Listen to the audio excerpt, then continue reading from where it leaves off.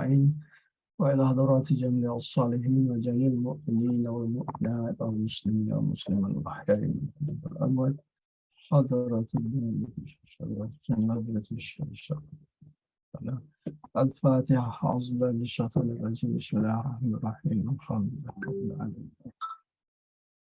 إياك نعبد وإياك نستعين اهدنا الصراط المستقيم صراط الذين أنعمت عليهم غير المغضوب عليهم. الحمد لله رب العالمين والصلاة والسلام على أشرف الأنبياء والمرسلين سيدنا محمد وعلى آله وصحبه أجمعين ولا حول ولا قوة إلا بالله. استغفر الله العظيم. استغفر الله العظيم. Assalamualaikum warahmatullahi wabarakatuh. Alhamdulillah dapat kita berjumpa sekali lagi pada hari ini untuk kali yang ke-11 insya-Allah. Alhamdulillah untuk kali yang 11. Hari ini kita akan berbincang berkenaan dengan prinsip pengurusan institusi Islam yang kedua. Kalau masih ingat dalam pertemuan kita yang lepas, kita telah berbincang prinsip yang pertama, iaitu dengan berkenaan dengan acuan, dan kita telah mengatakan bahawa dalam kita menguruskan institusi Islam kita ini, maka kita kena jelas acuannya, dan acuan itu ialah acuan Islam yang berdasarkan kepada tasawuf dan epistemologi Islam. Dan selain daripada itu, untuk keduanya, kita nak kena prinsip yang keduanya yang kita nak bincang pada hari ini ialah berkenaan dengan pelaku pengurusan pembangunan, pelaku pengurusan institusi Islam itu. Siapa yang buat kerja? Pelaku ni maknanya orang yang melakukan kerja-kerja, orang yang menguruskan institusi ini dan sebagainya lah. Mungkin ada orang bertanya, siapa ni sebenarnya ya? Siapa yang menjadi pelaku dalam menguruskan institusi Islam seperti Maidan ini? Ketua pengarahkah? Ya, ahli lembaga pengarahkah? Pegawai-pegawai-kah? Staf pentadbirankah? Pemandu kenderaankah? Staf kebersihankah? Ataupun siapa-siapa saja yang ada kena-mengena dengan institusi Islam ini? Maka jawapannya secara mudah, semua. Semua mereka adalah merupakan pelaku yang menguruskan institusi sesebuah pembangunan, sesebuah institusi Islam tersebut. Artinya siapa saja yang terlibat, sama ada yang kecil ataupun besar kerjanya, yang terlibat dalam pengurusan institusi itu, sama ada daripada jawatan yang paling tinggi hingga kepada jawatan yang paling rendah, semua mereka itu adalah merupakan pelaku kepada institusi pembangunan Islam itu, insya-Allah. Jadi institusi kita ini seumpama seperti tubuh manusia. Artinya ada kepalanya, ada badannya, ada kakinya. Kepala itu ialah pemimpin-pemimpin kita lah.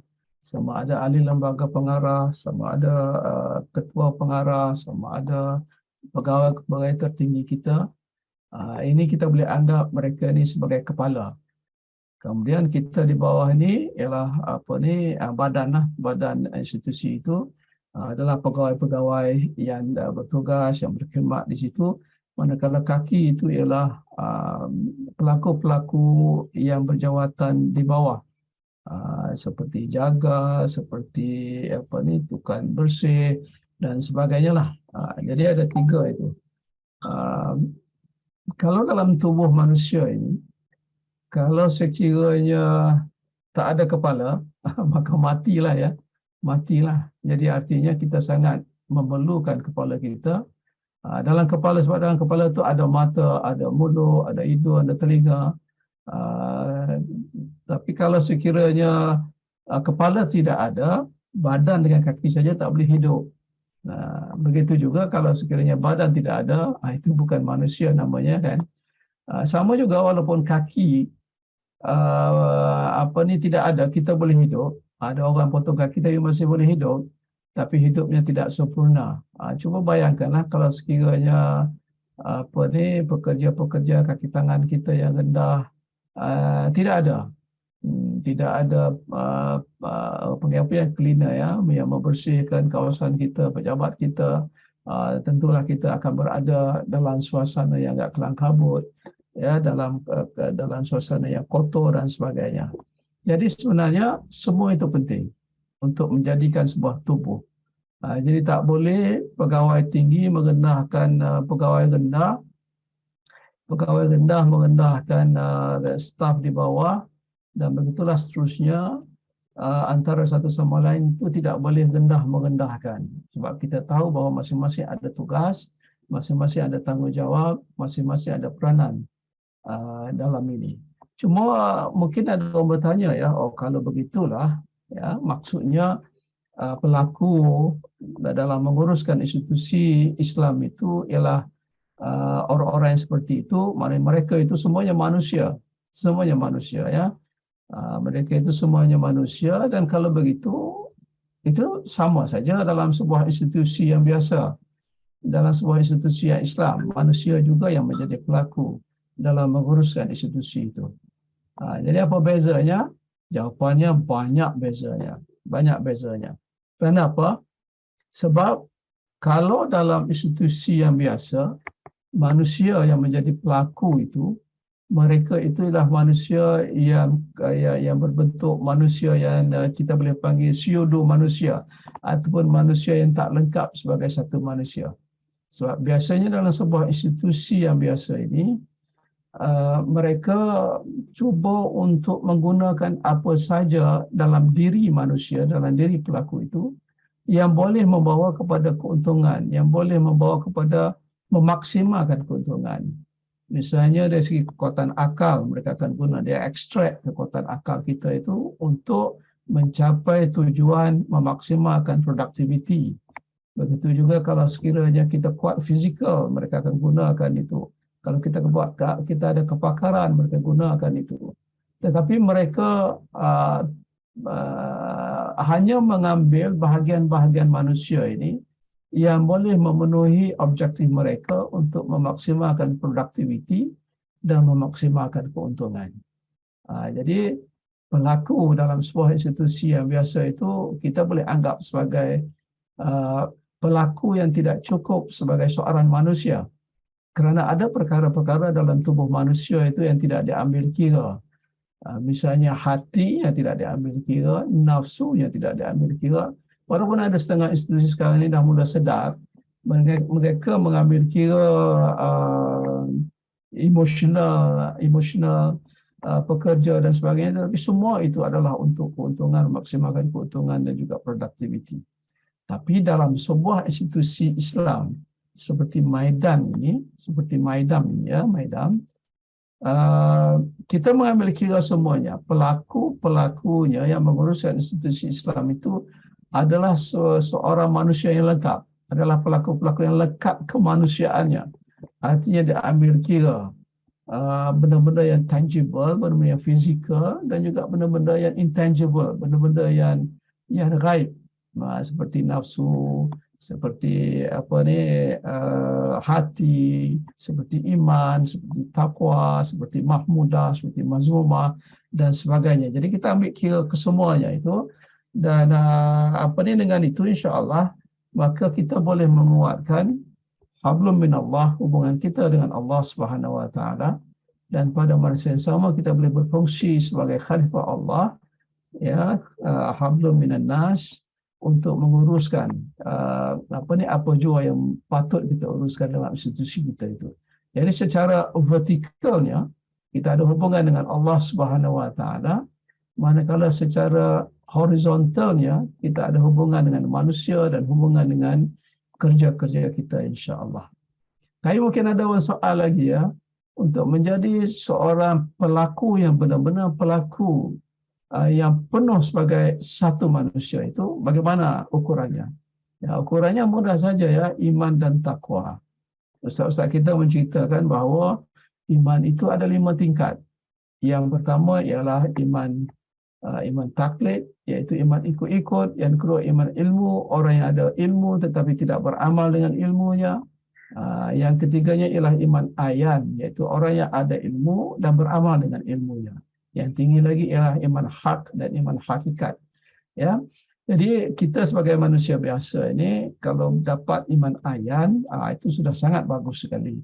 Artinya kita ada ilmu Yang pertamanya tentulah ilmu fardu ain, ilmu yang asas dalam Islam, dan yang keduanya ialah ilmu kepakaran dalam kita menguruskan institusi kita tersebut. Jadi iman ayan. Kemudian kita beramal dengan ilmu kita itu. Kalau iman ilmu tadi, orang iman ilmu itu dia ada ilmu, tetapi tidak semestinya beramal dengan ilmu. Ilmu itu tersangkut di akal, tak sampai kepada hati. Tapi orang iman ayan itu ilmunya ada sampai ke hati, dan daripada hati itulah maka dia boleh beramal dengan ilmu itu. Sebab hati itu adalah merupakan tapak kepada iman dan takwa kita. Tapak kepada iman dan takwa kita. Itu yang pertama ya. Yang kedua ialah nafsu kita. Ustaz kita menceritakan bahawa ada 7 nafsu, misalnya 7 tingkat nafsu. Ya, ada amarah, lawamah, mulhamah, mutmainnah, radiyah, mardiyah dan kamilah. Ada 7 semua ya. Yang jahatnya ialah amarah, lawamah dan mulhamah. Tapi yang bagi orang biasa ini, yang paling kurang yang patut kita ada untuk menjadi pelaku yang benar-benar pelaku sebuah institusi Islam seperti Madam ini ialah iman nafsu mutmainnah, iaitu nafsu yang tenang. Jadi maknanya di iman kita kalau untuk menjadi pelaku sebuah institusi pembangunan ini, institusi Islam ini, iman kita paling tidak ialah iman ayan. Manakala nafsu kita paling tidak, paling rendah yang perlu kita ada ialah nafsu mutmainnah.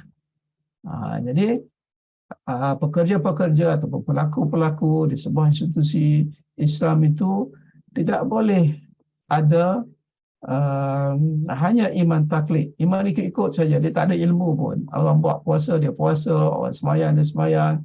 Jadi kalau begitu, tak ada makna apa-apa, tak boleh dia menguruskan institusi itu dengan sebaik mungkin. Begitu juga walaupun dia ada ilmu, tetapi tidak beramal dengan ilmunya, daripada iman ilmu, itu juga tidak boleh. Yang paling kurangnya ialah iman ayan. Ada ilmu, beramal dengan ilmunya. Manakala nafsunya, tak boleh nafsu amarah. Nafsu amarah ni orang yang melakukan dosa, dia tak rasa apa-apa pun, dia tak tahu pun itu berdosa.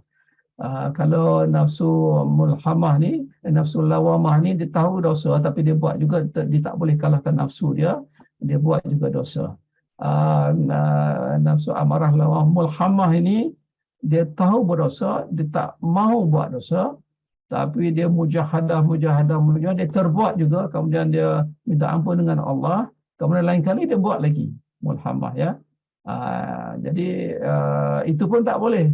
Yang bolehnya, yang paling tenangnya ialah nafsu mutmainnah, iaitu nafsu yang tenang, ya, yang ada ilmunya dan beramal dengan ilmunya.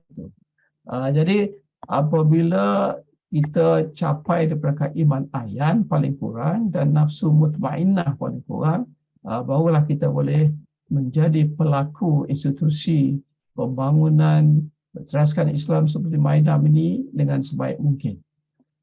Jadi kalau begitu, kalau sekiranya saudara-saudari kita semua ini sudah capai peringkat iman ayan dan nafsu mutmainnah, maka pertahankan, jangan jatuh, jangan luntur, pertahankan, dan insya-Allah institusi kita akan menjadi gemilang sebab dibantu oleh Allah Subhanahu Wa Taala.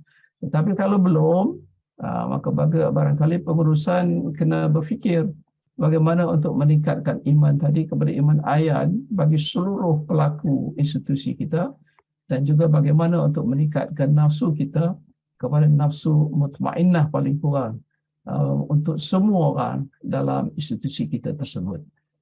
Sekian saja untuk pagi ini. Wallahu a'lam. Assalamualaikum warahmatullahi wabarakatuh.